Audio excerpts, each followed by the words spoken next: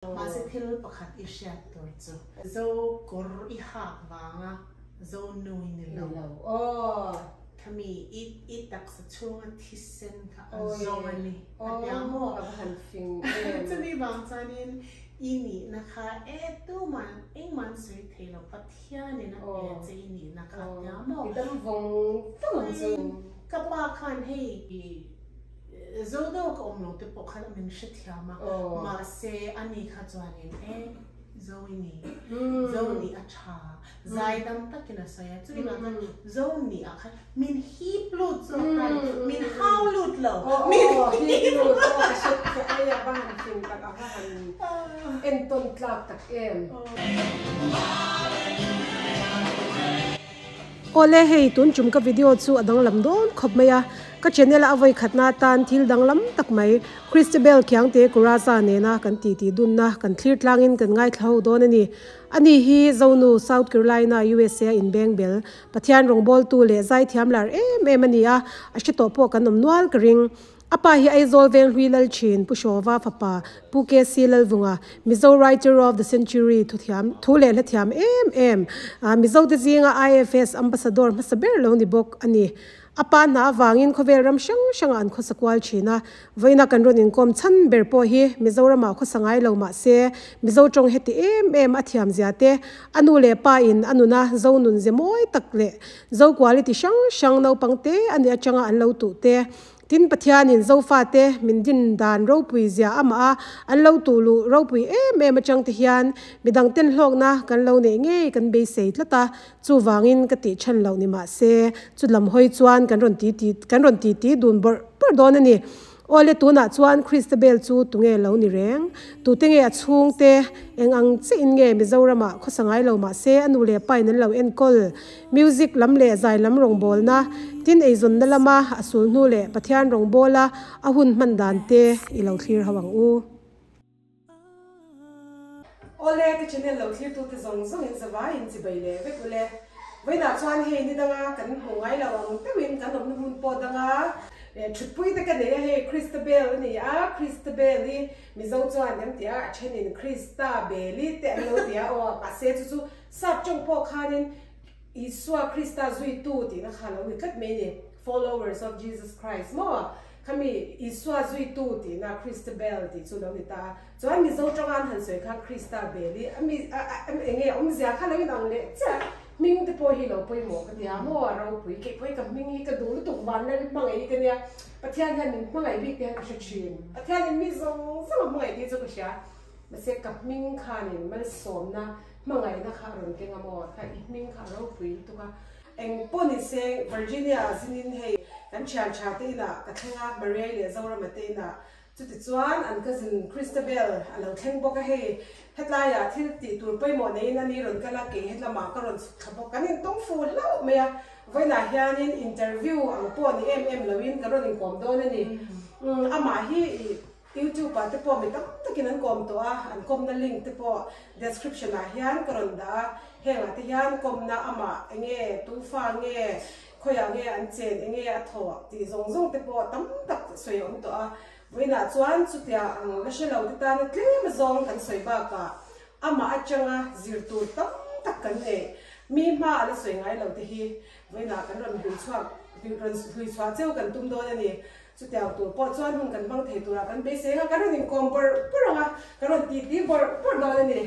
Awle po ni se hei Christabel ka lom me voina hitlai bu na kan in tonga rin lo tak le tum lo tak me pathian rim ra ti hero pu chi ti ro ma khop me he thian hunati taka he venia hetlaya hun ran chang tak kam ne theya ama polo in hong be ma ama hian ni zoten zirtur kan ngani chalai ten zirtur kan ne ya no pang in zirtur kan nei boka chutin nu le pa in zirtur kan nei boka ni heng te hi voina hianin kan ron phor chha thei turin pathian on puina po kan be sei tlatani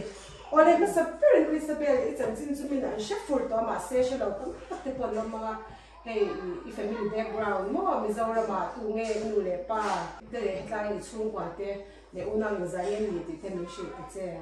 okay ka shi lang che nya Maria chu chu ka sai ma chon ni long tu ka chil du cha to ni da kum ti hi ka lo kom thei chi lo pan ne la long tu ka sai tok mai ni ama che hi in connect charia ya te chang mo tu ni long bo te ro pe ka tia ka za cha ka ngai sang cha chu ti ra ni tia kan in bethe hi lo ngoi ngoi ni le chu ta he pathya din kan channel te ni lo shwai ve a lo thil tu te ma khatia mi ta ne ke ma tan chu ni lawa ko mi la zo che la ke ma kha to me do na ni ma se ke YouTube channel ma ga kal tlawa nang ma him bi dang in ZAWK ka ron clear the tu se hi ka lo mo sei ang khan ti chuan thank you ni nya ki kaping to Christabel Khiangte Nen ka pa tu KC Lalvunga IFS Masapira Mizoram mi anya ta I writer of the century ka ante ai la oi ka do tu Zikpuii Pa mo ka nya han soi Hlawk o hi ai clash it's true re so sa belong so tu di kan ya mo so ngai lai ti hi on ve chun lom yeah and so kanu hi dar hin thami dari ti anginan kawa kanu hi kawan nei hi ka MTM mane no chatak ka nei ti ka shagal pa trangin mo men peking ya so ke hi kan unaw zinganaw pangber kaniya ka pangber to Zikpuii anya ko Zikpuii ani to ISUA to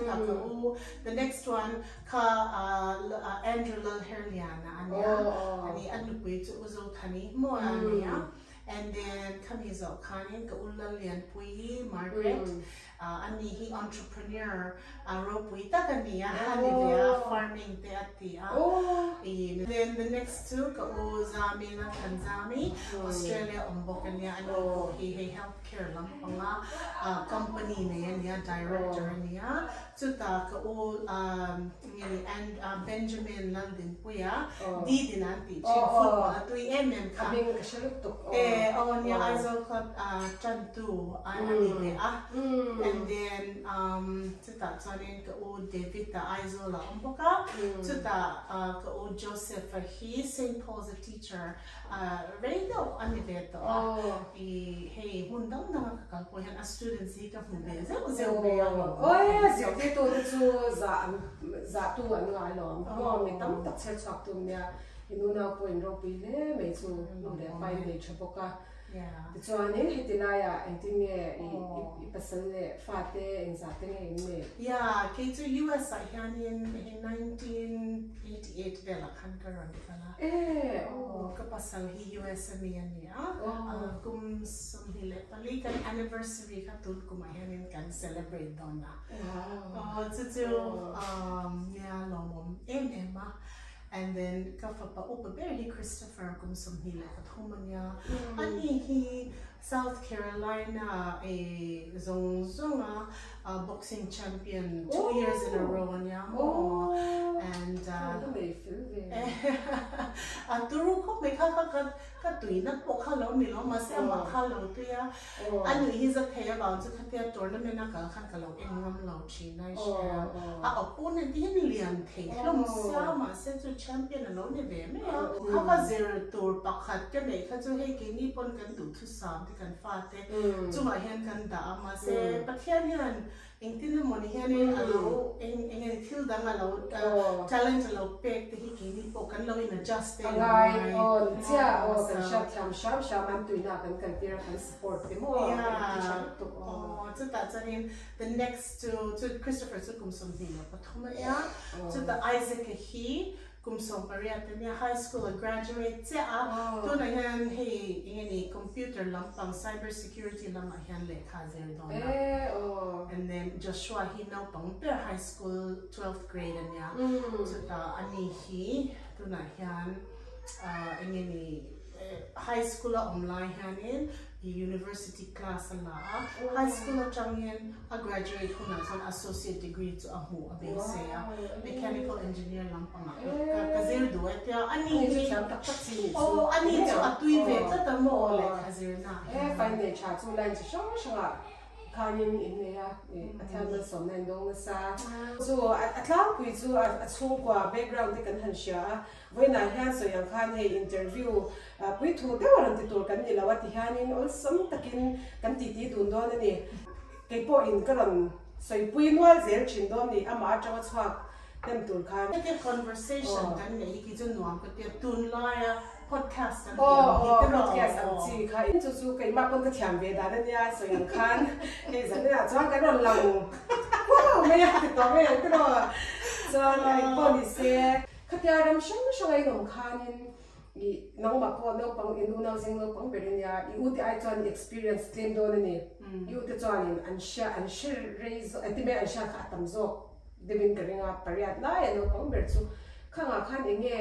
in hu dana ipa chu paro pui ni le khathiam ni mi smart ani ti kan shi thona chungin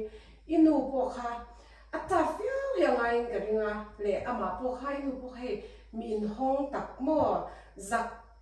zak zum po lo ni si ahuna zak lo theite nam tang te po han be ve zata chong te po kha athiam nge thiam lo chu ka shila we ron sei to ra ngai la khatia inu ina in chung kwa ipa support dan ipa chen pui dan ipa thop dan kha atlang pui thu in I hu dan kha I sha ang te kha han share pa la kha Ngaihnawm karinga kan sha cha karinga thlir tu te po in I tin ka channel hi mizo me cha te hi me cha ka ni ang hian he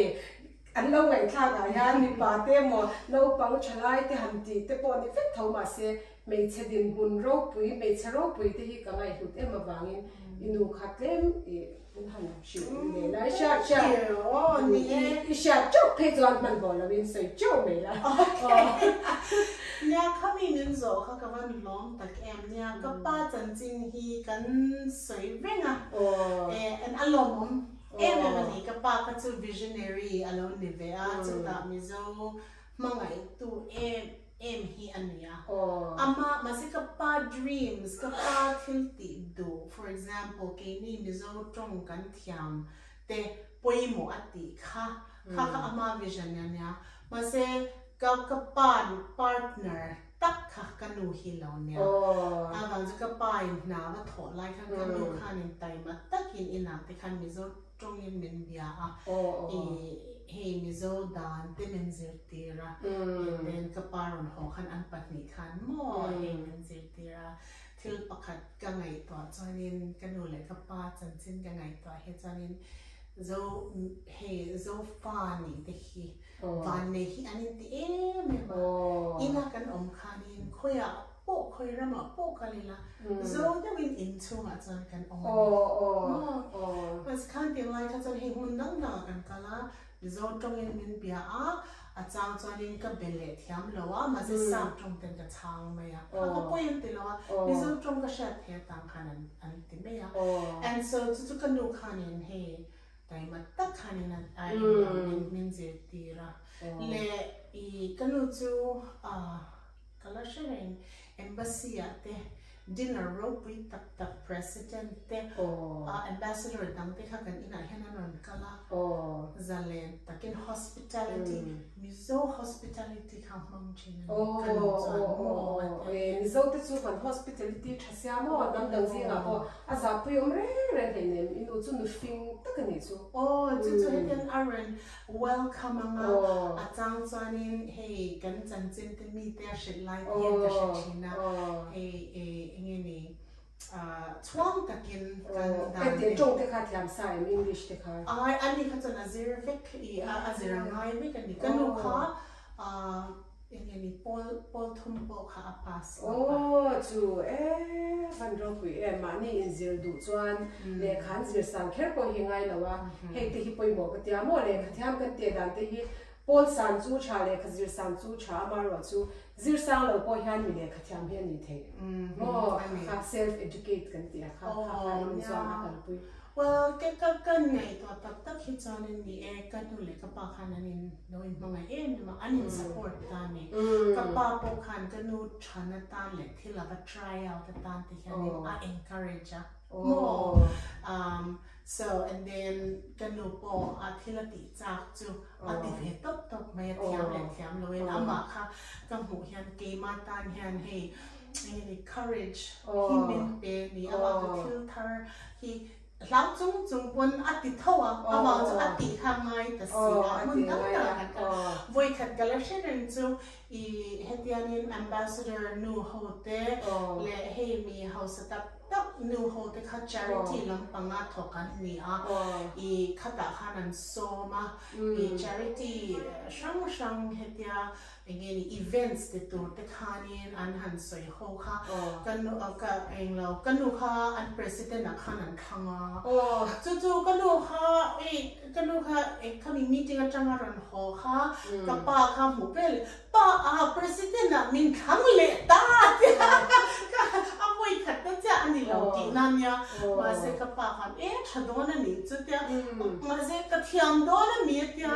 ma se khata khanin ka pa cha thiam tia ka pa khana encourage asaya I thiam lu to khami I thiam lu te chon kawmna nga tia so motivation chan to te me yang inu tan po amani in rin to kha ape thiam ani chumoi pa khan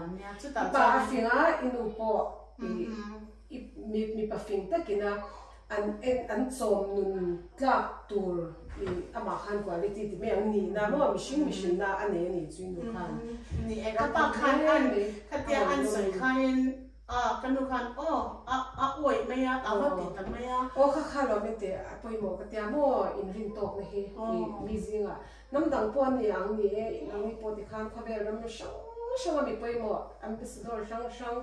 I khabe ram ti de mi ni nan ron lu ta kan ron kal na hi thingtlang khwa po ni se ko ta mi in hnuai ve mo nga po mi la kan ni ang hi tu ma an tong bi lawa kan ni na hi arong pui chau ke ma ni chau hi kan sum nei le kan bel chat le kan ri thei kan hausak le khathiam hi ni lawa mi siang rin om tak le kan tu ma hi sincere tak eng ti nge kan tiang kan thil ti zong ri ru zong pe mi kan ni a tai ma anu ang kan ni khachwanin nam dang te po in min za mi zo takin oma afa te po mi zo takin en kola an inaron leng lu te po mi zo takin mi zo ina mi kan lo hui hmangin polai taksi zom taksi in alo be meya mi zo kan ni na kalsana mi sap te ti dan mo kan ve en ton tum lu to ka wanga ke mani kan in theng hian ke my experience apo he sap chuan an ngai sa lo zo ka tia mo le he interesting te min ti zo mi zo tak kan ni na ang chewin to na Italian pa Italy changaron kan po kha American ron copy phet talo se America kati Italy ano mang khan ron ti mai se headline po khan an shichiang cha kan ram chan chin te an food te an cho te mo khadang ge ni po chutiang zel khan alo nia kha inu le pa khan nang ma an tu tlat wang an ti ni tin an show wang khan zirtir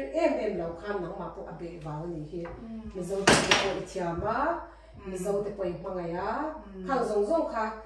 Mizoram hmangai ro an ti kher lawang che ma se an ron ti lan na an Zikpuii ngai lo na kha voina hian ara chunang ma an fa te aron lo tan sumo ni kha kanu le pa kha ka pa khanin he zoni kha an ngai sang ka ta an thopui te punan ngai sang tang kha khan min hi plut ta tat me ni ma se kan no pan lai kha chan he appreciate na chang shela ma se kha ta khan kan en let le hian kanu le ka pa te kha chu an lo worry lo rang I mo ti mela khati khain zo takinan oma ka pa kha chanin he kan future hian saying a blessing angin te nya tu na chan he hi ti dewanga he khata khanika nga masinaki na chan imi te iron sha nga I upata telanga zo fa te iron ngai te telanga ati asaya khati khanin kha I oi hey awai tir che mo tiang kan do ni tiang kha fil tir dai che ni ro ti lo khan kha fil mo kha fa ten bol na po chachu chu ta chuang kan sei le lo ka ko mo the e ma ba ya ko mo lai kan shan na kan chi na sei non ni ngai chi na kan fa te kan den kol po in ISUA khan kan du thu sa mang kha kan shil chuan an ni me iwa lulul ve iwa swal ve kan ti chuan swal mo nin ti me ifel lutuk kan ti pon fel mo nin ti ang deu khan ke po hi ifa te fang ma ma hin te china ka va fa ka an ma ni ka va chuang cho fa te kan chuang to ni ai ma khan fel ti an sha dem kha swal te an chang cha chi na he ka lo ti ma ma chi mo an fel tak tak ti na pe chu ni lo kan ai how ve ni mo ma se atlang pui thu han atam theang pera an fel thu hi shil nem hi cha ka tia kha te fel mo nin ti me an swal thei to lo de o sa thei to ni swal ka arem cha to lo fel min ti ren chuan mo te de i pa te po in i mi zo na te tiang khan in Zikpuii lo tur kan ni na te mo kan nam hi pathian min din dan ro pui zia te an soya ingai tha a kha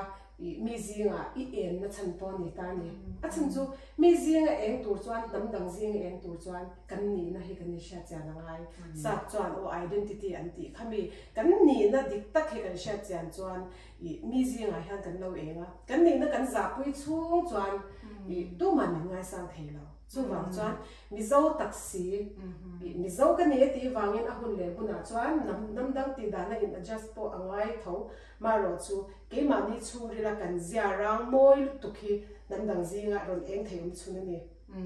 American kan copy wang hiam khoya ma kan eng don lo Italian kan copy wang in khoya ma kan eng don lo chu tiang in English Canadian Australian eng na po kan copy wang hian kan eng thei lo ke ma ni na ang chia kan ong hian kan eng thei kha kha i family le nang ma thlengin i ron eng pui ti hi ka ron huwa chu clear tu ten an shan lo hi na wa kan thwa hi lo kan ni chu ni nya khatia i enge ni khatia abang chu mi so trong hi mo he duang me chanin kan trong thiang na ma se he ki chanin I thei hil hi ka tum lo khok me ha chu ta improve ze hi ka tum ma se a cha chan English te hi ka mang le mai china ma a pai lo re ma se I thiam ka ti lut to thank you nya zia le chipchiar te mo he hi ka practice be tho I le thil pakhat ka pa na ti chu I kanu le ka pa na ti chu kum ko be ka ni khanin Mizoram ma khanin Tharuk vel tharian vel min da I hei chung te nen po kan hoa mo kan khati lai kan ka pa kha Venezuela khanin ambassador tor khanin akala chumi tharia vel lai khanin khata Mizoram min da chan chu Mizo tong hi Hlawk ane ni khami a Hlawk khan shia thiam tak tak ta khanin zo fa te nen mo ka Ngaihnawm kha mo min han how do you say min han chia an hin phun che chia chu dik cha ma se ha mi nei nang vek thawa ka ron sai de ma se khada hani mo I atong po kha har sa ka te khami ma khan ma se khami at Hlawk te hi alo poi mo ma I pan fing takani ti kan hu chwa thar ze ni chu awan chu kum song pariat de la khanin at Hlawk te kha zir tum tai la ka khian don lo atia ka pa cha mai dan chon mo chu ma cha kha min zir ti ta and so along ko be khang tiang lai chan ni za thang tel chu I Australia chang khan kan kala and then Mizo trong kha thariat kha karan zira sab trong kha ka thei hin ti ni chu aba ba thang dong yo South America kan kala Spanish ka thiam le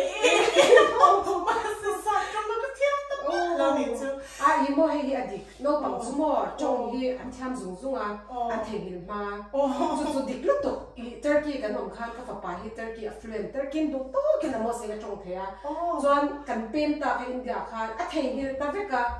ke ma Turkish chong po thiam lo khan he dondur ma chu ice cream ti na te kana sia ani chuan a vai kana thei hil top word pakhat po se to lo yeah he po kha mo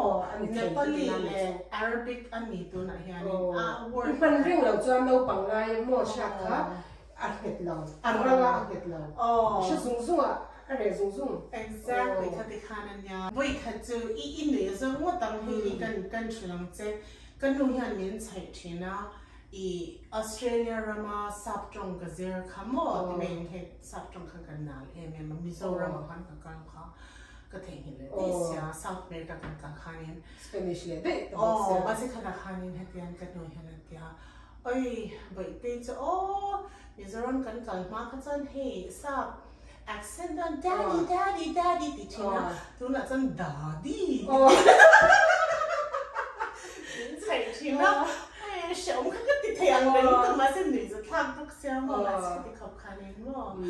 English khắc cái thầy hay là but anyway khăm đi rồi khăm trong Australia khăm mình thằng thế lẽ có ô tê nè na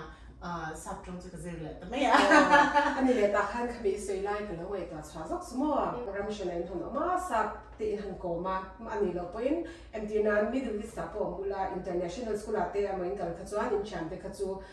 Arabic mang lệ lòng khát nhau British te mo American te ram sang atang mi kan kom do ni khata khan innu le pa te abi takin teenager kum som pathum chau be mo nu le pa te za pui ro la tum ve hi ka fa te pon school kan kala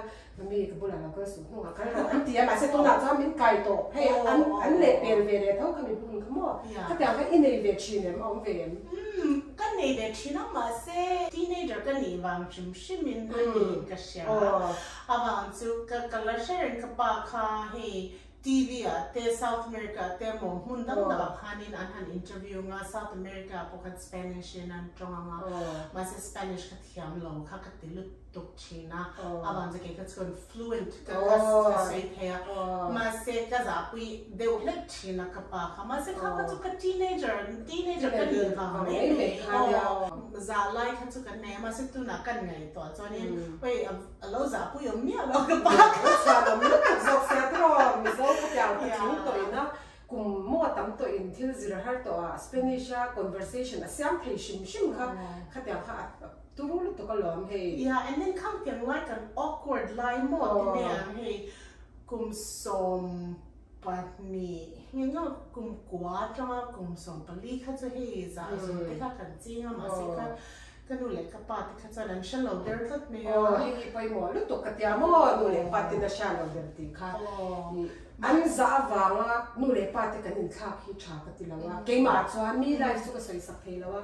thil tu te po tu ma life soi sak the kan ni lo ve na han Christabeli life le ke ma experience khata kan in soi Dunna khalai te khania ma se chang kai pui te kan lo om ta khlawin headline te hi interview na te mi in zo me la wan ni ta ti me yang fa te nei ve te kan lo ni ta ram shana te kan lo ma mo culture shang te kan lo experience Dunna Ken kan han soyo ma se soy ang khanin midang te na an fa te an enkol da ne mo an ti dan dam pang kha chu i soi thei kan nei lawa kan soi lawa ke mani ina kan experience te ha karon thai lawa nya chu i tu na karon soi tum ta kha chu no pang kha tianga i an mai chana i an za wanga amo i kan fa te enga mo za ne te no ne ke mani mizo culture ani emo ka fa te pon zo culture an za pi ngai chuang lawa ma se entian na ni chu mo ke mani mi kan ba bia da na te mo kan om dan shim kan cho te pon ni thei mo kan cho te bo lo danga mo heng lai a chuang burger hot dog ti ve dan te he an e on samani ke ni chu kan bol kha ka cho te mo dal te kan lo chapan cham te non ka ta bai te sha thia men po lo e la khát tiếng anh phát thì anh giả vàng á cắn nhỉ na cắn nhìn thao khi trả cái tiền là cho ai cho anh cắn phát thì khá hay hay chắc bé lắm thì lắm thì là bên cắn chơi hi à sẽ là mua thì khát thì trả hay hi chặt na ni à cái bộ cái tiếng mấy anh thấy cái lâu bay đều hú ra cái lâu chụp cho anh anh chán thì bula bộ lâu cái lâu lâu trai về rồi hay organic cắn hoàn mi cắn garden mi nha hết tiếng hi market ta bộ em bula nha mua chú vàng cho anh lúc tục thì khan hay hi mizo style ni a mizo hawina kan ei dan soup ni a shi se lu to ka min vak lawa hay overcook te ni lawa min lu to ani lawa chu wangin tak sata na charon ho be chin ro ko te an hop chin ni chuan atui an ti vele me a chan chu atui lo me lo me an bai te chu mo lo hang ve dewa chu tin he a ui te om chuan lo ta khati khan ke man ni kan in da lu thiam chuan mi han min lo ngai lu me ôi cần cho hi giả thác cái tí là khúc tiêu sốc sốc là ăn cho chú giả thác cái gì số mình tiếng cần phát cái bộ khác ăn Zikpuii chụp chỉ là ăn choang thấy vấp là ăn tạt nua muaอย่างเต้ๆcái hậu ต้hani cái mày hay cái zero vet cho cần share về mấy lệ cho谁大家做跟录的，那个做个人谁村上来多，这嘿，闽南下扎个人啊能嘛不，做的不跟dia嘿做茶的嘿，是写作的嘿跟发的嘿是爱个dia么，挑做跟弟吸提了啊买了做，點樣咪地單，安尼về跟đủ lúc tụi cái vàng á mi ấy ngáp biang vật bẹt tem bộ mi in chế na ang an vật bẹt tem bộ cần phác xí lâu thế bộ mua ít dễ lắm school thế bộ thì thầy riêng nó mi giờ mà thế bộ thì thầy school trả cho anh đủ tiêu số cần đủ với cả vài là mà thế bộ thì ang sắp mà bộ khai áp bộ cần mình cần phác lâu cho cần phác bằng tô cả khăn đã với cái là cái món thì dễ nên cần phác tô cả cần phác thế chắc tất cả cần nên còn cho anh school acha mo an cho ai kha an fancy mo in a siam an ai mo kha enge an mani han dong lam lo ni kha din an mani kha an thiam na pe lo a thiam na pe tu zo chu in chung an mu le pan in tinge kan fa te kan zir ti he hi mo poi mo ka tia ma se nge pon ka ti thei vek la wa chu cha ka ti dan ka tum dan ania ka tum be ka thei ze la nin ka shi la wa inu le pa an fak em awangin chu chung chu inu le pa kron hu ka ti la min chu ti chuan inu chuan in engtin nge thil danga inu chan chin kha ke men han shil bel te soi to la ma in ka sha nya kanu hi nya a strong ve and Ngaihnawm te po ha ka pan he na chuanin soi kha a hrel lova le discussion thadeu te an nei china le Ngaihnawm hi ka pa khan lo ngai kha chin ni so chumi ma chan thil la mu te kanu kha an dik tak chuan hi wisdom hi nei ve tak ani thil te hi pathian tho te po min zir tira le ama advice hi tun thleng ti hianin pathian a chi wangin pathian a chong fin na dong ni su mo ya nya kan lu chu pathian chi mi an ni a thil tam tak le pa chi chu fin na bul ni ti zong kha chang ni su mo en chu ni a chu la kan una pon he kanu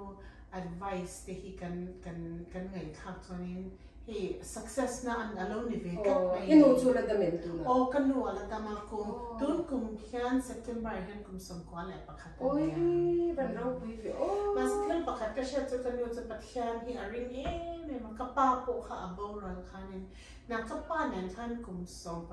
pasari ve lan nen ka sha nin ne khan mo khat ta khanin mo ka pa kha kum som ro klai panga ni khan aboral oi pa chu lo va boral ui tro ya kha shocking em ma se kanu kha he zana te hanin he anin kom prenga anin zui ring bo kha ta han ka pa om to lo kha chanin zan kha the karon ho kha mizoram kar ho kha kamu hi la zan lai kha kanu o kha sha ni ti ne te tia ka ba ena alung leng to kha Bible chang kha nen na kha asoi mol mola pathian he chen no pui ni hi ton thing le da ma lu le ma se mo pathian in hem wangin an mete a shi se mete po da cha tro nia pathian cha so chi ma chan kan lo cham yan thil tam tak in zir tir lu chatak ni dan te le he fa te kan nei hanin tun lai hei cha chu khoi a po kho ve la hian kan ning ka sha career hi kan va ti bak me thea kho ve pon me cha ina fa en kol te hi ngai san lo te an chi ma se khoi mo ni khoi mo ni kan nu kha cha next generation kha ina an omani min te ta choi wa chanin hei be che power chu ke ma ni han kan in chunga engeni a atmosphere ti cha ti chetu hi kan ni khati khopa chak kan ni te ma kan nuwe chumi wang zanin I en he ngeni ina te hi she ti su mo about the season te ani fa te ne an lian nei do reng thei don chó là tôi phải để cần lên chuan career road với đâuคนนี้แล้วจะเอาไปเมียเราเนี่ยไปเช็คได้ตั้งแต่ career เนี่ยเสฟาที่เขากันเทอยู่เขาบอก career กันเนี่ยส่วนนี้กันเป็นที่รำติฮันกันเฮียนะเดี๋ยวจุดเราจะ season พวกนี้ไปเที่ยวหุ่นเฮียก็จับตัวจุดเราจะฝ่ายนกปันไล่ก็จะเอ็นคนละกอมรกอันเฮที่อันโซลาเห็นนิ่งมาสุดเดี๋ยวโม่why mommy why nothingติค่ะอันจริงตัว because I said so ติค่ะปัญจก็มาเสียค่ะกันดูจานินเห็นเตียงคนไปที่มังชารอกมินตีอากันดูจุดว่าจานินขณะขันมีเชื่อที่อันนี้กัน powerful เสีย next generation ที่กัน raise อันเนี้ยจุดว่าขันเตียงไปค่ะมินหมู่หลุดตีอีวันเลยเล่ไหมจุดที่อินูจันจินเราปุยลุตุอีรอนเชียร์ค่ะกันเราปุยไงพอกันเรื่องงานตั้มตักแต่ปุยอินโม่เฮเกี่ยงแข่งพอกันนี่อินูจังฮันซิลตัวกันงาอินเชียร์กันเราลุตุกันนี่ว่าเทียบประคัดแหละก็เสียดูจุกันโน่นเนี่ยนะฉันก็โน่มักเอีนังฮิจูอีโลอันนี้ how should I say very ladylike อีโลนี่เนี่ยงาบางจุกับป้าค่ะจังไม่นังมามีตัวก็ใช้ชีนะบางจู you know กับป้าจูเนี่ย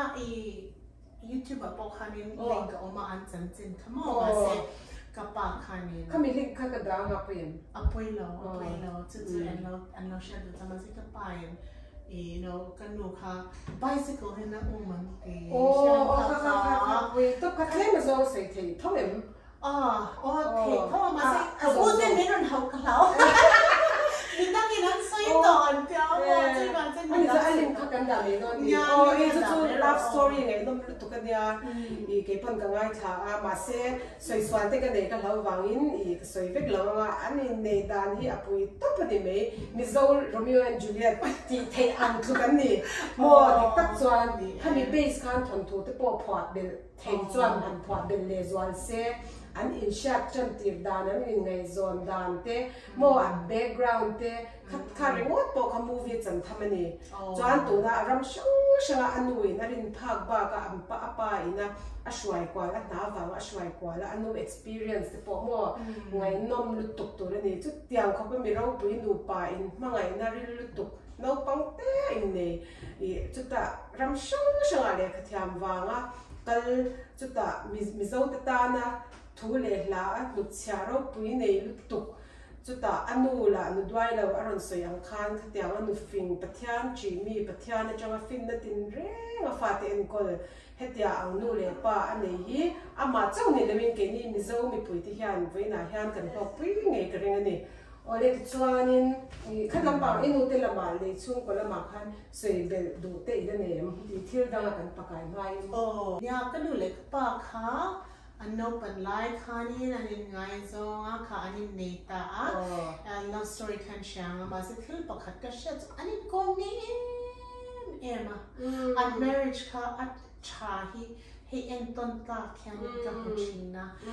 นี่ก็นู้นเป็นไลค์ South America คันกันนี่กระเช็ด and then อันรู้มาจังคันนี้ให้ Louis Armstrong ละ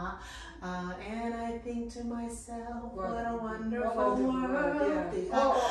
อันmusical อย่างเงี้ยแต่กับว่าเอ็นคันนี้อันหล่อล้ำดูนะจู่ๆอัน cute ค่ะตัวก็ขัดคันนี้ที่ปักขัดก็สวยดูจู่กันฟาดที่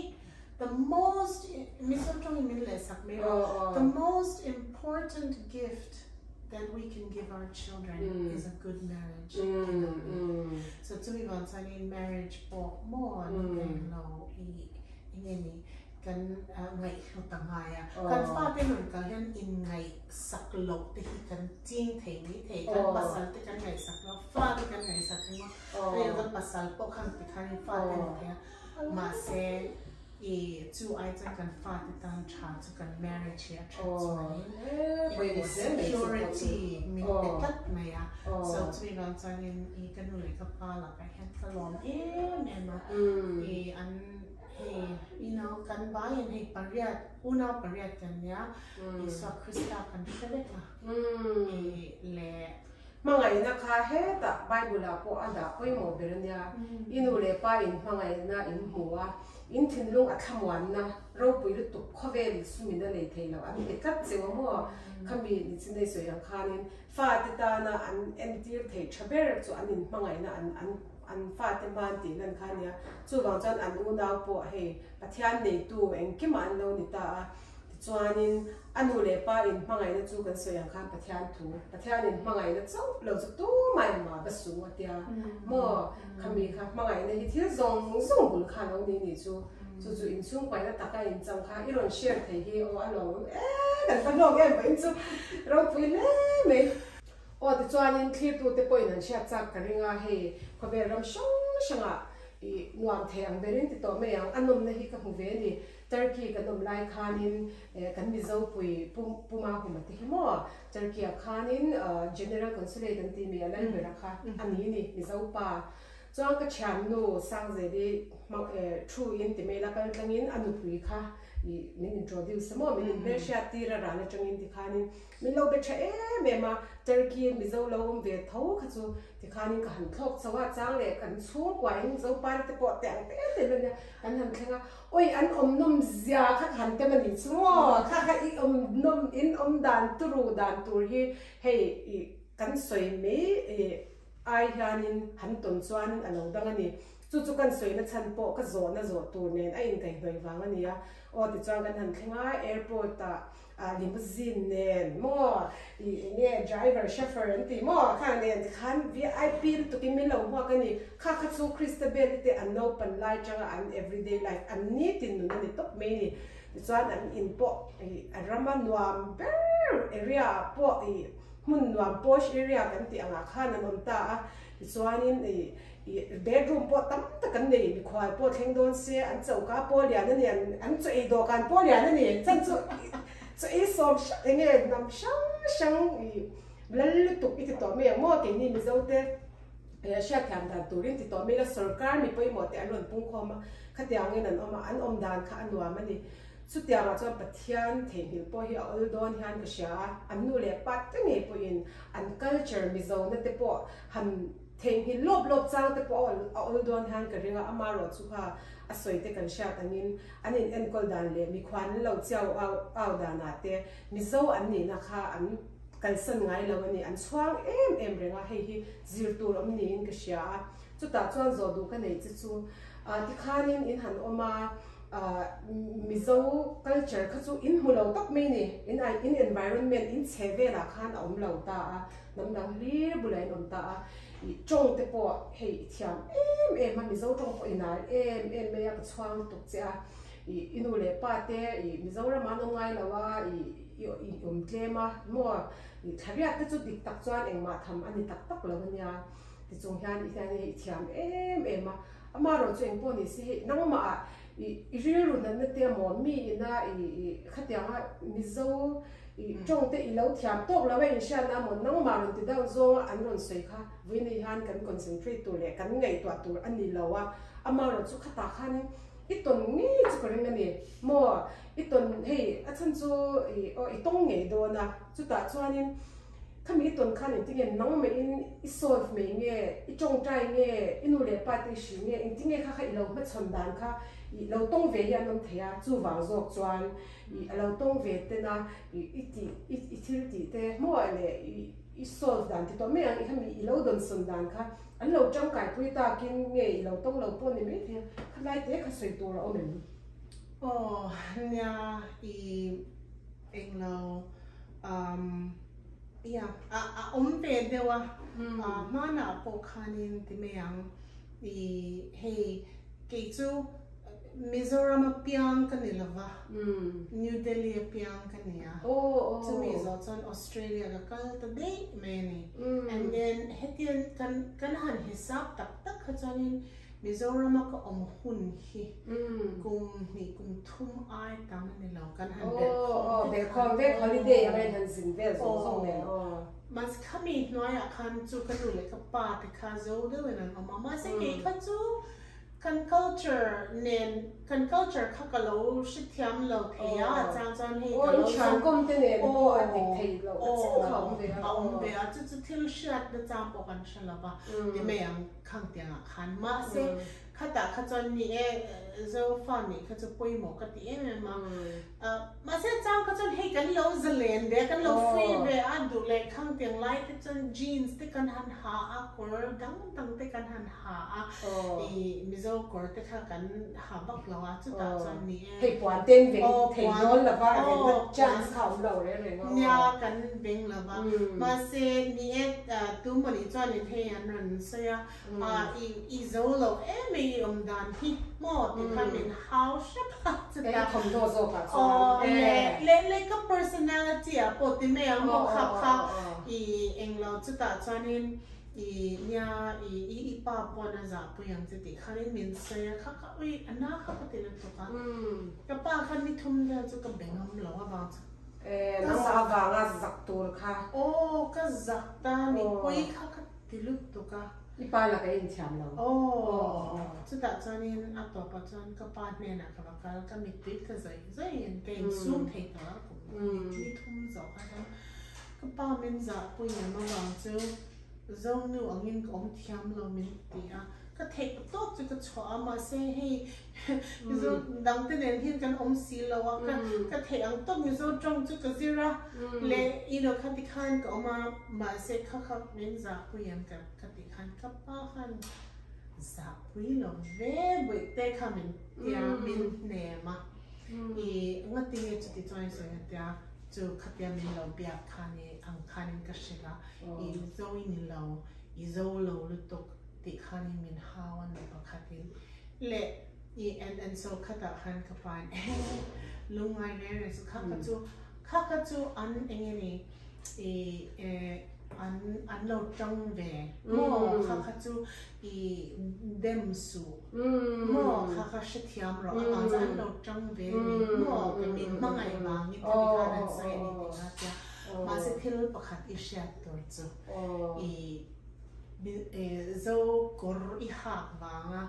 zo nui ni lo kami i tak sa chunga thisen ka zo ani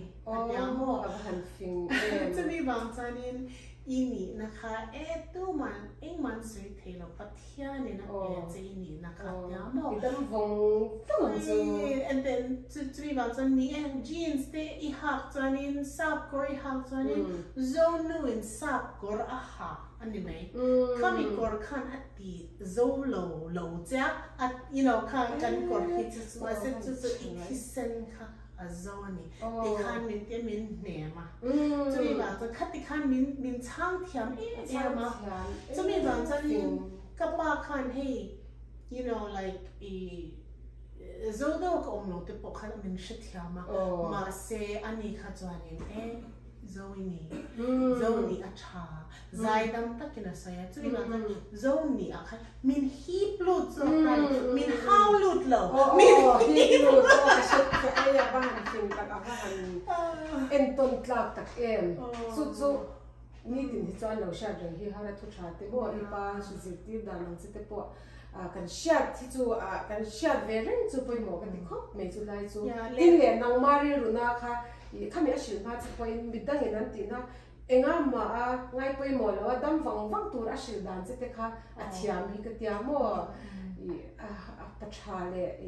mithiam ani piana ma pathian in fin na pe ni hi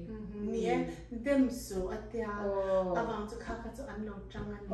kha sha thiam thiam negative lo in positive te na shil che khamo ro ka tia kha ngai san le zo ala pakhat ani no ma ati dam na piala ma che a khatia ang lo om po a enga ma ri routine lo na khamo min du sak wang zok le tiang khan kan khlir thiam hi ngai kan lai shi ma ya kham chung cha chu lo po te ro kan ni tin nu na po no ni se eng po lo tong ila kan chat na tur ni hi mo tiang min du sak wang ani hi ti thiam thei hi poi mo atik lu tuk ni chu mi bang chan khata khanin zalen takin kan oma and then he is mizo thil ti dan te le kha kan ran zir chazela ma se kha ai chonin hey i engeni kan in pu nam na te hi apoi mo kami han ho na te le enge ni kan difference soi ai chan kanin an na te khata khan cheng zo ki la khang tiang te kha pati lo ke chu ka thin lunga khan ta tlat me ni and so tu wan chanin hey khovela kan hun hi array lo nya chu mi wan chanin kan difference a in lo ti khatya chen ai chan kanin an na le pathian hmangai na te you kanin an na khanin pisa khanin tai la acha zokin ka sha ro pui lu to voi na han kan hlok pui ke ma ni han kan hlok pui lu to he kalau hian top me kalau pom lu tu ka mo chu clear tu te po in kan hlok nge ke be se tin Christabeli hi ai mai chana han in fakila e mai chana lawa in fakte chu ka an shele to lawa chu bang an share lai nge so hi cha ka tia mi zo te tan han zo fa te tan ti ang hei trong swai te hi ol tu ka mi zo ka te han zo fa zong zo ho kan men hemi hi kamin chu ni a ka soi om zia ber so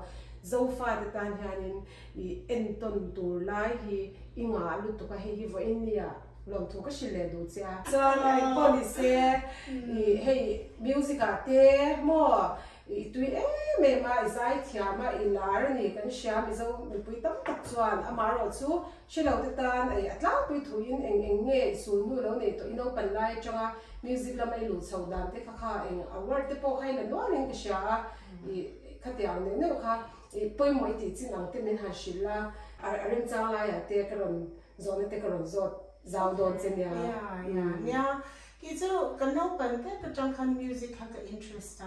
ma se ka thiam kha ka ring lawa te me ya mo mas hey khoya ko khalila piano lo om sen chanin va play tal hi ka tum chin na thiam lo va khoi ka an mo ka ti min hi blu top me ni music han mo le music raring hi kan ngai to te hianin hey emotions te hey te ang expression hi lo nya chu ka tui ma se in high school ka kalkhanin in actually maskata omana kan online khanin kanu khanin piano lessons khanin shwai china to all riat vel kani kata khanin omana chang khanin kapa khan North Korea khanin an assign the day si atme ban chanin Woodstock school mo India lama khanin kama kalta akata khan music khan kaluta piano le voice khakatita and khata chang khanin ka zir chhozela chami zo chanin hey examinations te kan la England chang Royal Associated Board examination te khanin voice le piano le choir choral pieces khantina khanin any distinction kamhua le ti chanin ti khani rawngbawlna khan music lampanga engtinge ilu chhodan kha yeah englo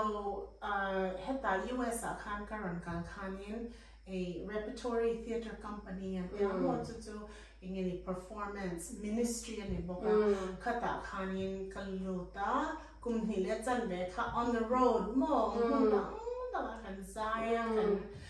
kan perform kha kumhi le chanbe vel khakatia and to that chuanin kata khani nu le pa ngam to lo ngen lo kanu le ka pa kha Jamaica an chuanin mo to ta chan tling kan bena he asoi to thawa apa hi Christabel Pa hi puke Lalvunga IFS Indian ambassador ni in ram shang khovela an no kwal china ni no pan line kha ama hian he vane na tam tak iti me yang mi zo fa te tam takina school cha music zilate nei thelo tu kha ama alo talented sa ne music alo tuinen anei ta hi pathian hian voina I rawngbawlna tura alo cher na che te po kha ipa te na te kha itan me som na alo ni le zo hi ka tia mo hei wang te po hian ania tu na po I rawngbawlna hi I lu thuk tak hi music anga te po tu na te me la I charge anga te khatiang khanita chuanin music te po experience inga hle de ka sha I thiam na po sanga ke ni music thiam lo phe chuanin han zo le han soi fia ngai na vak po kan shelawa amaro chu hey screen a hian karon tilanga music lama asun hulo nei to award shang donte interview danga te soi photo wangin aling kan ron da tho boka chu wang chuang khalam pang kha chu thil dang soi chwa tur ama changa tam wangin khami a music jingkong thui ano panlai chang kha chu kan soi thui lo menga o ti chuanin inu le pa tel lo kha ti khanin Jamaica nom lai khan heta ya khan no ila no pang om boxia yeah nya ka ki po Jamaican online nya an yes an online ni kami ka tour like han mo to Jamaica ka China mas se kapa ka retire don ta kami min kal sana khatwanin hey South Carolina khan kalo settle down be mo ta chwanin hey relo te to hey corporate world that they can involve they can talk hospitality lama hotel Radisson hotel atan they can talk Hlawk katana front desk katang kan hey management that they can consult and give me tong ve ni chmo no le pate zara diplomat in shong shong ma ulan nang ma in helaya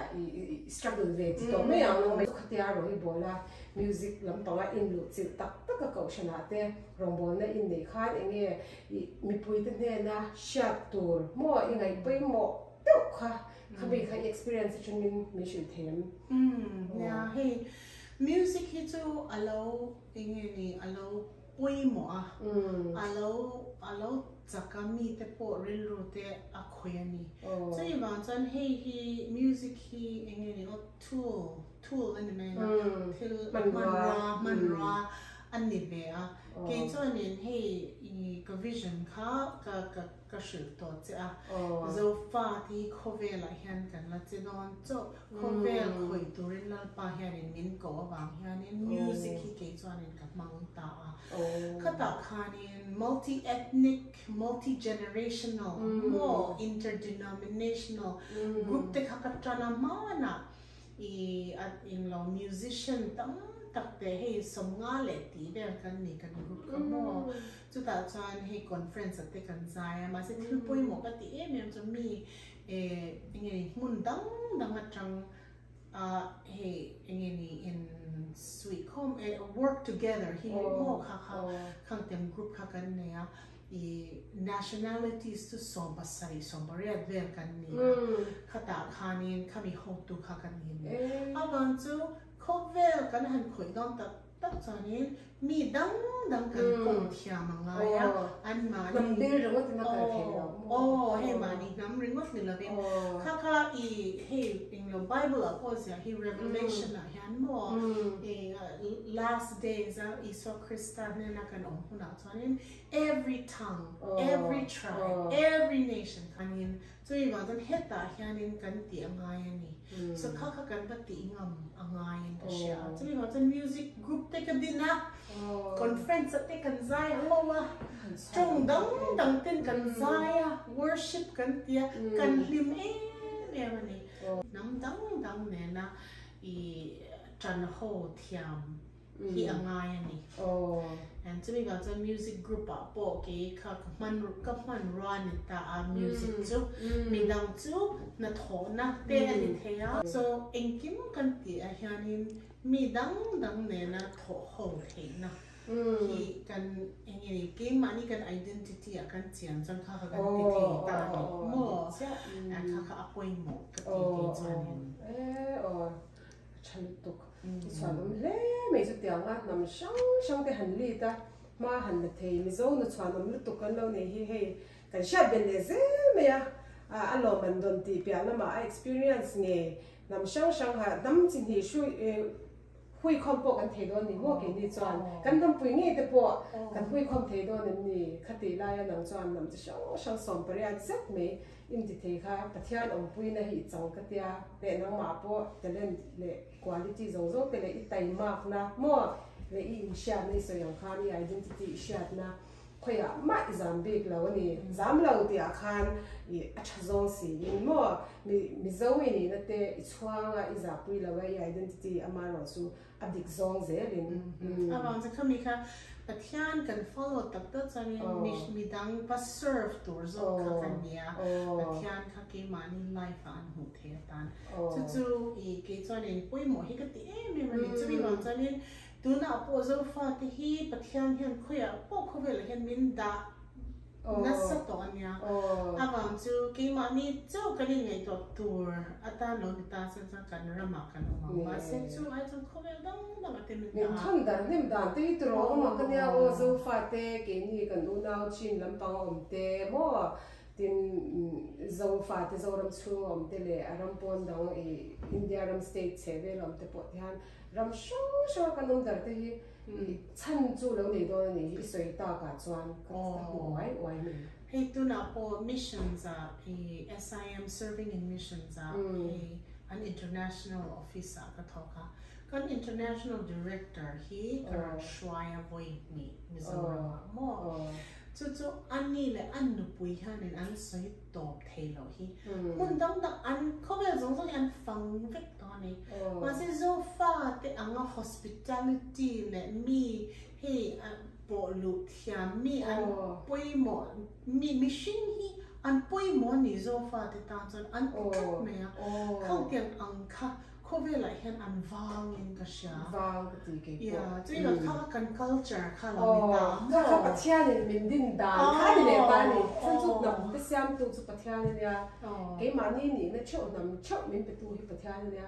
min siam khan hetia ang hi kai mani a tu vek to ni ka kan zawai me hian kan ni zoram chu cheng kan ni mo tiro foreign ram shang ram po na cheng kan ni mo ke mani hian a bet kha ta hi kan tam dang chan te kan ko pui te kan tho pui te kan chen om te khang zong zong khanin nuam phian non ti chin ni soi angin hei ti me la khovel ram shang a hospitality nei tha mi lo chiao au thiam kan ti na nyang chu mo khatia ang ram lar tak te poin adik taka chuanin tourism ate hei khwalzin ten hi pa an hlok na ta an lo chiao au thani ke ni chu kan hlok na po ni hei ne tu ro kan zo ki chu kan hek pui zo kan chu mi kan lo enge kan lo in pm ma mo hun nen nei zong zong te nen le kan ri ru shim hi kan pe ni mo nam na le kan cham te kan nam pui te tan te po ni se hei ni pathian min din dan hi kan mu fia hi chu apoi mo khop me ya har sat khuna te po hian zo fani te hi anwa mo an he ti wa chanin he pathian hian in special ta khan min siawa an chhanom hi kan ka ti ma Dunna po he kan missioner po zo fa te chen kha the sinaten missionary ten thona BCM LKBK ko shan tele ECM ten in mo kan ministry nen he missionary ren thona ka te missionary te he mi han makan te lo to khan special blessing hin da ente chu mo ta iron sei lo ta sawa chwani I sims mission a khan nang mani thona khan kan lu chho to me do nen ni ro ai zum chho vek lat me ni SIM po he ki chu sims ka tia sim zo ka me serving in mission SIM sim okay and SIM he 1893 atan ani to Africa ramatangin missionary mo an khata missionary tir chwana agency anita SIM hianin sangli ai tam workers kan nea chuta ram some quality ai tam kan oma kan soivik thilo ba chu na cha Christian ni te hi mun tam taka chanin ingeni Hlawm a dangerous ta mo chumi wang chani kanin puang vek thei ta la ma se ramdang daga hianin kan oma sta ramdang dang atanga thon chua ki kan ni bok mo ma lai mission chu he sa pho te western world atang khanin mun danga khanana kalani ma se kha kumzale ti ai tam atanga tran to khania tu na hya chanin he ke ni chanin to ISUA Christa to kumza ay tam kan shito and heta hian mission face mo kan ondan po hito na chanin the rest of the world kan ito to be bang chanin missionary po hi kan melti adang to na ni mundang na pa chwak hin ya so anyway kan ting ilu chandan okay. So 1999 ka vision ka kasoy nga tero chuta chanin abang to missionary ni po ka mission lam line na ka thok don ti po ka lo shangai ni la wa khel cha oi wai te khata khanin chu music a ino pan lai hun ang khai mang chauta chuan na ka thok itile ta he dai nu le pa po tel lavin corporate world a khanin hospitality business Radisson hotel ne na thok kha kanya som vel mo ka front desk ka changin convention services manager ka to pa khata khanin kami ka ti zo khanin pasal kan ya tu tak fa kan ya tu ka season le tu nu ni kan ta so na kan nu ni hin na rawngbawlna ni tu rawngbawlna ber zo ko vela rawngbawlna ber fa te min pek te en kol tu me chedin hun rawngbawlna zia mo fulfill chhe me chu and kami zo kan tu na hian missions a ta han ni cha kai ti ne ban chen dam nu inneih a ifate en kola ina kan ti ne ki falu amma saber apian kan 1999 a kanin vision ka ka mo ni hatia devotion kan nei like kanin chu ka mu chu ke ma ni ram ti be yang kan northeast india ti lai zong song a kanin lighthouse khar lor chwak ta lor mai ni khami lighthouse khami a en na khamo Bangladesh a en India rama en chu ta Nepal te le Sikkim le khati a en kha kwal ze a lian te a to pa chon khobe zong kha en ta ni amma kha ka tilu to ka lal pa ka so ta lal pa ingi a he ni takhi kati lal pa khan ran changa ingini chanchin thashil turin zofa ti himin go ti na ania tiamo chuta kovel hianin min la shadon chau ti khanin min shut kat mai ni chu amma kha ka tel to 1999 na de ka 1999 na so khang ting lai chon hi kan la zin bak lo in ka sha lo le ke kha chan ka lo tam lo ma se ka khang te lai chan kan cham chat lai kha lo nya tam ka te an poi ri rom chang lo so ai hu ve nya chu kha ta khani kami vision kha ka mu kha kami vision kha aro pui kha ka til to ka thu mai thei lo ma se ti to kha ka shabok si so we want to SIM international office khanin ka balu top mai ni director tian khan in veng am ti na mi kan khwa bula khan ni me an international office mo so that join appointment nei ni ang ka balu mai ni ka ka ngai to hen kan nei he top anywayถ้าได้appointmentเนี่ยเราก็ director ค่ะกับเบียร์ director เนี่ยนะค่ะนี่ZAWK ได้จันทร์ค่ะกับชื่อนี่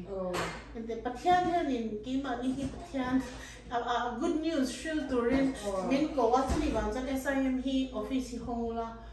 จุดตัดส่วนนี้เนี่ยจุด burn investor ที่ขันตัวสยาอันนี้ละขันตัวโมเราเดี๋ยวเราเชื่อก็เชื่อตั้งโต๊ะเขาจะก็สืบแบบมาเสีย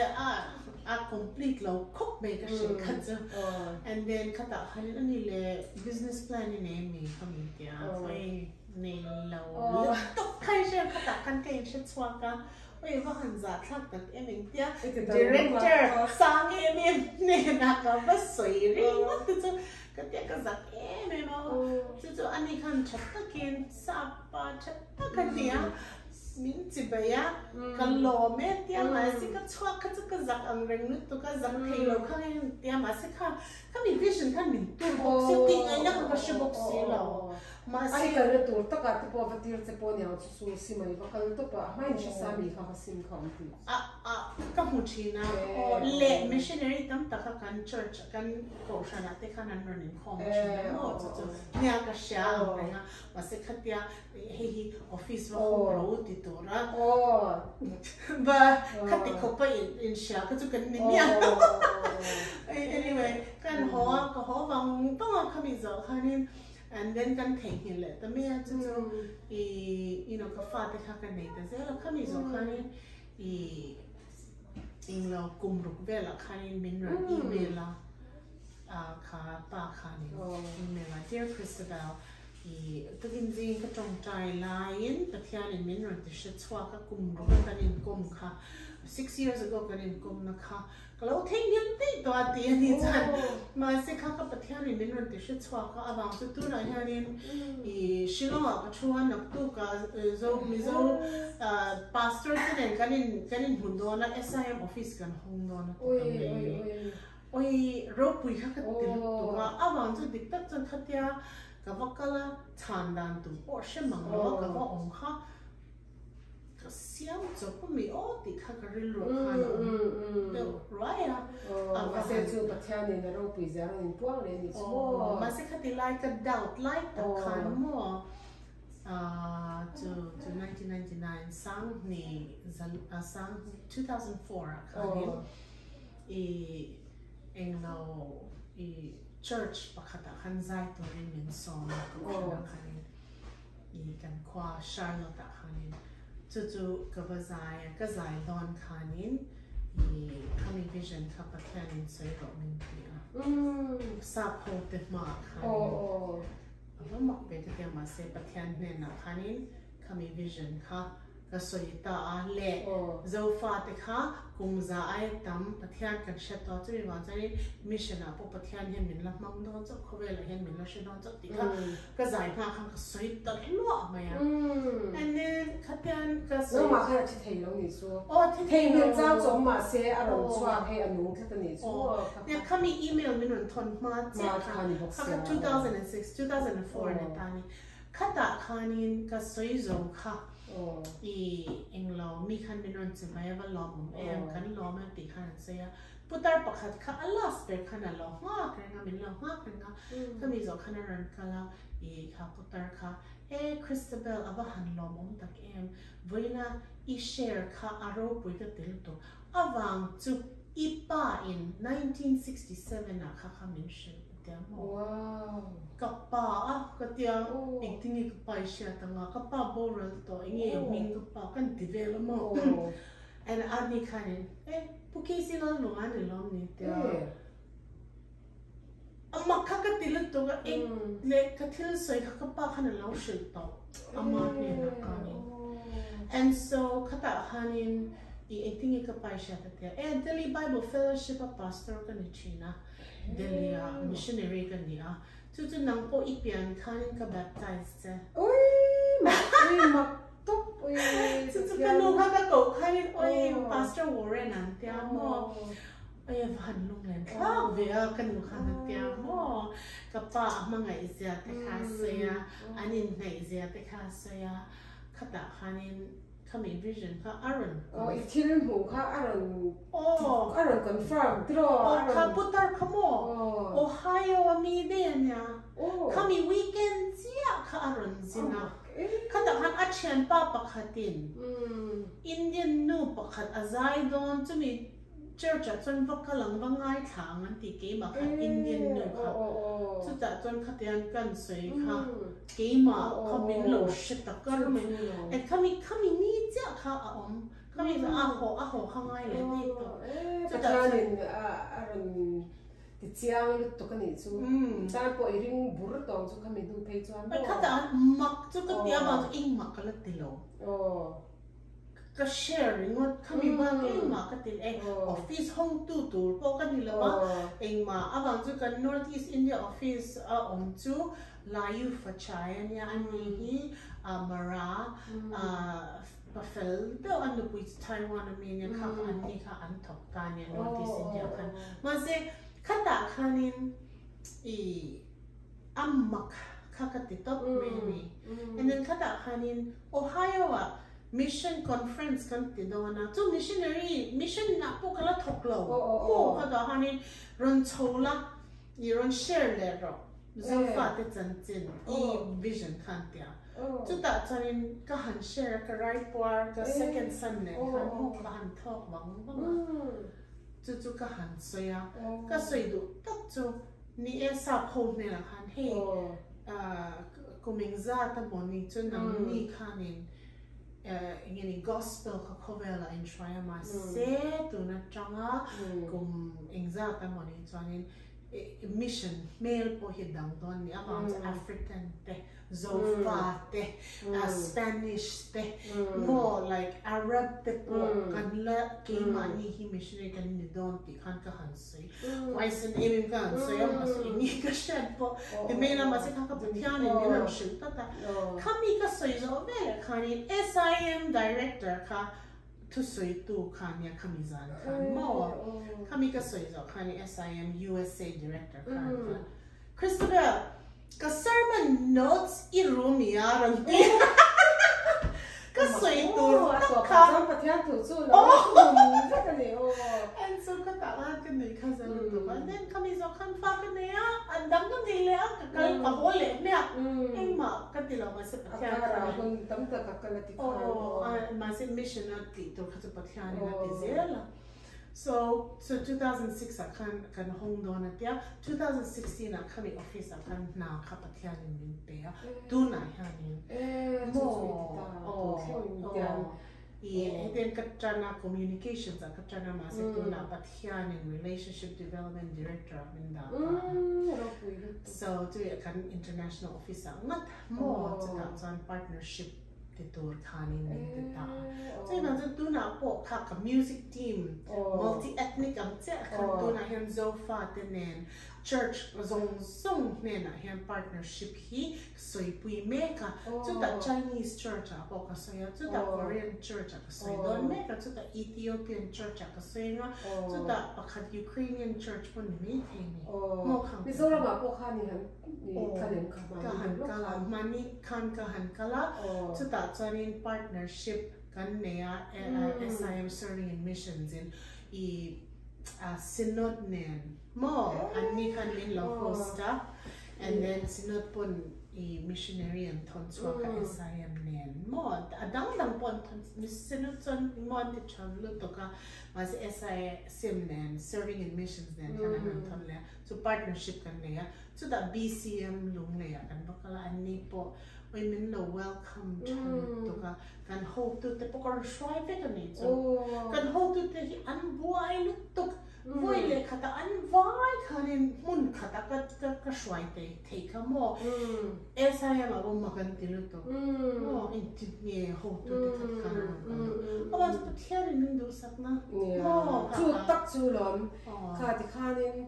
zofa te mo zofa khoi hun shang te tan nang ma kha he ta hun poi mo lu to ka ni na chalu tuk nei pathian le lo ta ta te me che ni itum le I life I plan pon ngai lo kha he ta vision ni nei na tangin chuan mi zo te chan chin tha shil tura khami I vision hu eng I chei khami a nang ma po kha mi zo te sim da tu le hui khom tur ka te don nge zofa te khami tur khain tu na ha alo hu che Mizoram te po chu han sin chho to ya ro sia chu ro ya kha chu chan long khlaya kan kala LKBK nen chu ya makasin chu ta chanin sai ha kan kala ahloi zela and then sai ha po ECM nen mo Evangelical Church of Moraland mas kami partnership khachu ma tani anno nei to in kasya mas tu na hian he atharin awan chu ho tu te po atharan kata khanin he kan le tin nang nge in mo in ti khachuan an ni lama tangpon in hon na te po le sha thiam na te po kharon zaw do na aro pui se na ha chu kami zaw khanin BCM hope to take an international office anon kalata program take an chuta LKBK general secretary po mo uzazona po aron kalan kati kopin poi mo anti aron kalan mami ya lung lei lama tanga BCM ka champa marwa ta po khatel lom ta khan nia khau ka mo chonin hongze la zoram lama tangin ko shamte po alom om le van ro pui ta chu ta chonin hei ko shante te po te la US mi te le hun dang zo fa te nen po partnership kan zong zel mi awang chu khata hanin pathianin min mangdon kan soi chu pray give go kan ta khata khan pathianin ning tin po min man thei dan mo awang chu adik tak chan tu po commissioner yin kan kal thei nei nem ma se mi chen khat chan an chai dan chan he how do you say seed ka an plant ta mi chen khat in an water ra mi chen khat in harvest khati khanin kan ta chu wi chan mi dang pon anti thei ang khan ran tel ve turin ka soma le khami hemi position pathianin min pe khan la pa he position hi chu ka fan thu lo lo pa engtin nge ami dang hei te position nei pon om silo ke zo lu khatia min pe khatia ka trong tra khan la pa min shil chu hetian vision na khan mo he community dang khovela khanin an lo trong trai poisan pe ani chan chen khat missionary angin an kal ti ka mut tak pe khovel chu ka mua khata khanin awa chu le pa poisa te po he offerings te po so yang mai nga ka soi thiam si te Christabel adik tak chanin in poisa ka ma mo ai mi alo pathianin ka ti to chu ka ti thein poisa te lo ma se khami hei ka engeni kami te in ka thil ti ka thil poimo ka ti em a hianin anon engage tu hi ka do ani te chumi wang chanin I ti tur chu khovela ka che dan mission te hianin nangman ipuang chwa ka nga mi nan shat kha ke man ka hi plu tanga an pe na chu lo thakang an pe dan tur chu ani pe dan tur ke man ka shil fe kang nangman iwa convince pati dak angai lo ang ke hi I am the Lord your God ke man kami te ka hi plu tanga te mas nangman ka thil ti kha ba shil ipuang chu hangai twala SIM international ka bakal o ka ti ba puang ringo ka ba shi che kha he ta ba chu man lo thok ve pathian chu mo nga kan rat angin na thutiam ko wa chuan na mo lo ve tiam deu khan a hun ti ta ka chuan thleng ha lo ma se aron thleng le thau ta ke ni in na kan lo sha thiam ro lo khan na ron thok chi na ro pui nge me he ta anga enge thil ti te le in Hlimawm soi theina hun kam nei hi le Ngaihnawm hun kan nei hi longom ka tia chan chu hi ro pui lu tu kan ni mo in sinai so yang khan khavel zong zong thil siam zong te na chin chu shil turin ISUA pon vana londona athu chan no ber nia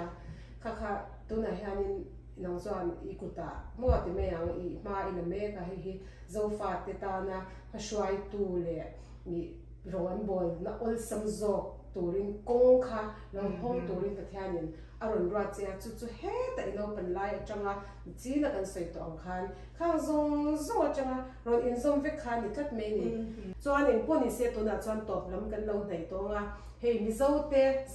te mo ZAWK te ram shong kan lo om to a thil shong te kan lo face to hei voina itu soi ta atang kai lu to ka kan tan hian I kanom ngoi chunga hian I engpo ni se pathianin I kal zen tura pui che sela I thei ba ka tam ti thei tu hi pathianin nia I thorim na te he thon don lawa mala som don che a tin kalom ngoi a ke ni te la min ro min chutpui ve du hi kalom lu to he kat lu te ul chep za kalom lu to ka chuan in po chu ni se I zon mai te mo soi tur pui mo tarlen lo te thil riau te au mem kha om chuan in kem hun rem chawng la vin I du dui soi thea well ni hi khatia I sei po kha ki po ka thil lu thoi kat me tu na po ka sei to in ka sha ma se he connection chadeu ka ne Hlimawm hi le Maria nang hi chu pathian hian shoi zel don cha hemi channel in man dan te hi Aropui kati chu pathian thata wang le ama khanin blessing a pe cheti kasya chu mi wang chanin I alomom hi kati ngoi ya le ki chu henia thil ingeni min fakna sa khope alomom kati ma se kapulo khopin kasya ki chu ko kan fakcha le lo ke mo le kha fakna lutuk le phulo wa po lo ngai lo la achan chu midangte inspire tu inneih kha mi te na sha lo ka hlau lutuk awang te po ania thudik ani boxia mo kha wang kha ni in fact chu itan po anwan lo le thei ma se lo takin no me no chu inneih cha le kan chalai puite kan nu le pa puite no pang ron chang lian tu te tan hianin poimo lutuka soile soinu inu le pa te ro pui in lar he ma se nong ma pathianin thil adin du hi hei voina ka soilen du perania chu wang chai ka fak lo thei lo che ni ka fak tok lo che an tiang deu kha ni me ni thil pakhat ka shia chu pathian hi aman mo lo ma se hun ta ka hian a che ti ka shia le thil pakhat ka chian mem chu pathian hi amangai na hianin che ngila aman min accept zia le ama kuta kan kan secure zia kan shia chuanin kan identity po kan shia anga chuta mangai na nen khovel hi kan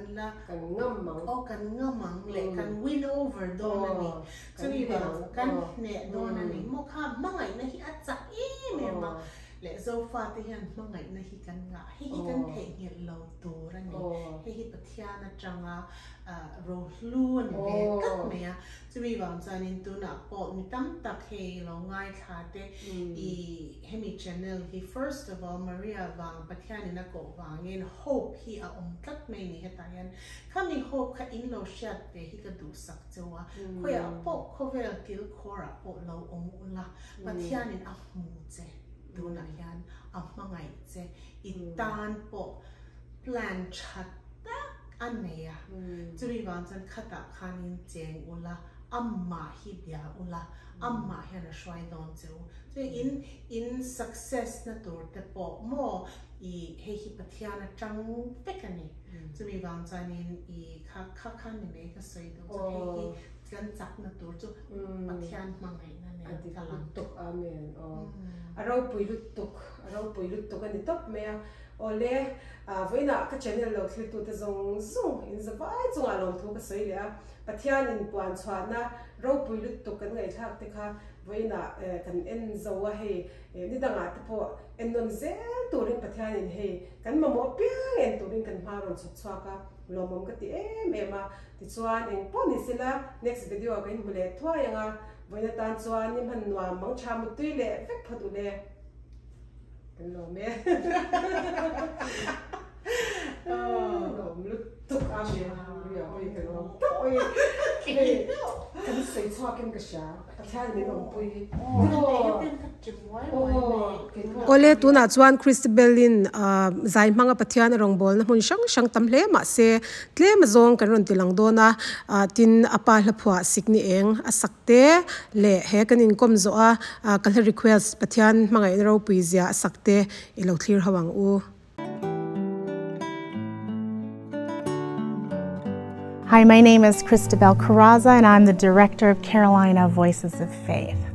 You know, something I've realized is music brings people together. It is the most amazing vehicle, I think, that brings people from all nations together.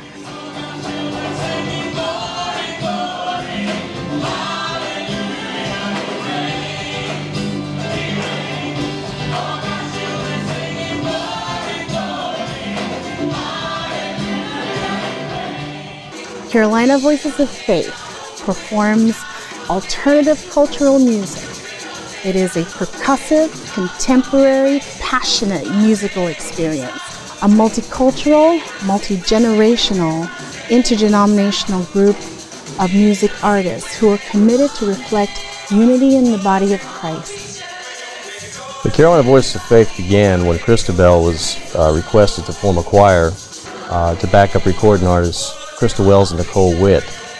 The performance was such a success that she was asked back 2 more times, and thus was the beginning of Carolina Voices of Faith.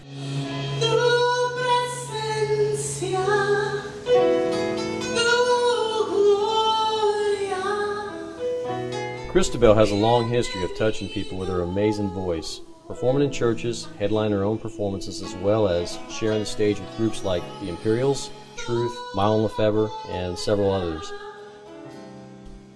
She was the director of music at Manchester Creek Community Church for 14 years. Christabel's performed all over the world, including places like Thailand and Australia. Okay, well, thank you so much. Hey, actually,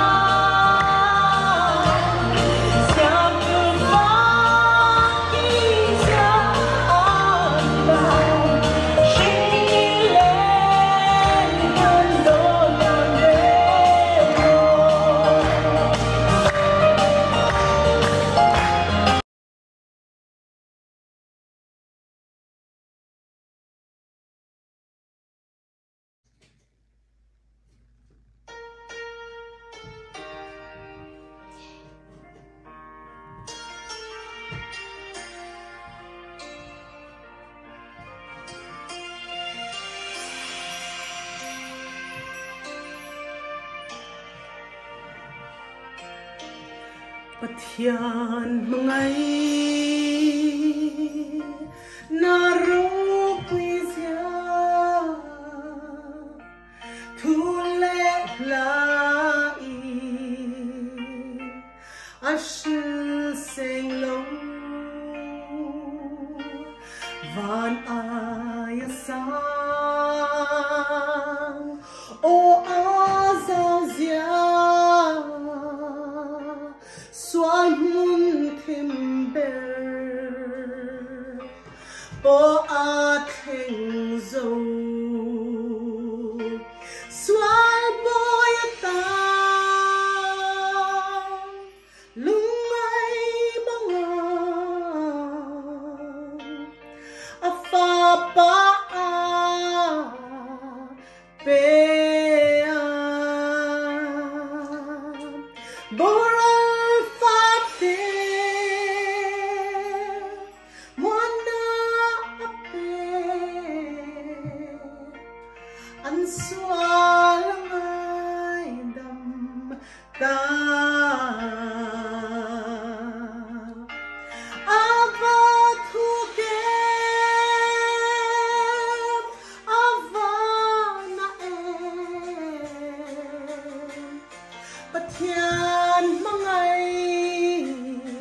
No.